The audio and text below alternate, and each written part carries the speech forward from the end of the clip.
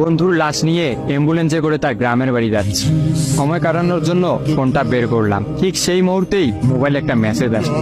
আমার সামনেই আমার প্রিয় বন্ধুটি কফিনের মধ্যে লাশ হয়ে পড়ে আছে। মেসেজ করেছে আমার সেই মৃত ফ্রেন্ডের গার্লফ্রেন্ড কবন্তী। আমি মেসেজগুলো পড়া শুরু করলাম। ফাহাদ, আমাকে মাফ করে দিও।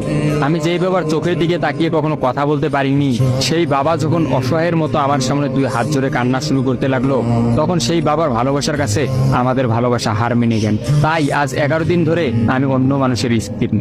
তোমাকে কথা দিয়েছিলাম জীবনের শেষ সময় পর্যন্ত তোমার সঙ্গে থাকবো।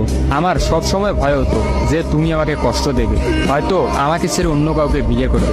অথচ দেখো, আমি তোমাকে কষ্ট দিলাম, আমি তোমাকে রেখে অন্য পুরুষকে বিয়ে করে ফেললাম।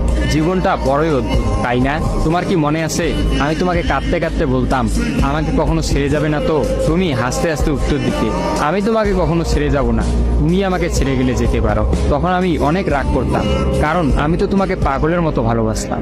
তুমি নেই এরকম কোনো পৃথিবী আমি কল্পনাও করতে পারতাম না। অথচ দেখো, আজ অন্য কেউ হচ্ছে আমার স্বামী। রোজ তার সাথেই আমাকে ঘুমাতে হয়, ঘুম থেকে উঠে তার মুখটাই আমাকে দেখতে। মানুষের জীবন এমন কেন যে যাকে চায় যদি তাকে পায়? প্রকৃতির তাতে কি এমন আসে যায়? কেনই বা প্রকৃতি তাদেরকে কাঁদায়? হুট করেই সবকিছু হয়ে গেছিল, তাই আমি ইচ্ছে করেই তোমার সাথে যোগাযোগ বন্ধ করতেই আমার নাম্বারটা বন্ধ করলাম। বিয়ের দিন ভাইয়ের ফোন হাতে নিয়ে আমার ফেসবুক আইডিটাও ডিলিট করে দিলাম। তুমি অনেক কষ্ট পেয়েছো আমি জানি, যার সঙ্গে সারা জীবন কাটাবো ভেবেছিলাম তাকেই শেষমেশ কষ্ট দিলাম। আমার পরিবারের সবাই খুশি, আমার স্বামীটা অনেক ভালো, এখন পর্যন্ত যা ব্যবহার করেছে আমার ভালোই লেগেছে। তবে ভবিষ্যতে কি হবে জানি না। তোমার কি আমার সেই প্রথম দেখা হওয়ার কথা মনে আছে?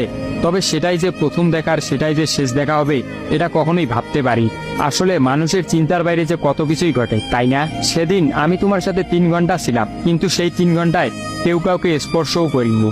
কিন্তু তুমি যখন আমাকে তোমার রিক্সায় তুলে নিতে তোমার হাতটা বাড়িয়ে দিলে, তখন আমি তোমার হাতটা প্রথম স্পর্শ করেছিলাম। বিশ্বাস করো, সেদিন আমার কিছুতেই তোমার হাতটা ছাড়তে ইচ্ছা করছিল না। তোমার ঘরে আমার জন্য কিনে রাখা শাড়িগুলো নিশ্চয়ই এখনো আছে। আচ্ছা, আমি তো এখন আর তোমার নই, ওই শাড়িগুলোকে আমি পাবো? তোমার তো যখনই কোনো শাড়ি পছন্দ হতো তুমি কিনে রেখে দিতে, আমি বলতাম বিয়ের পর সবগুলো একসঙ্গে নেব।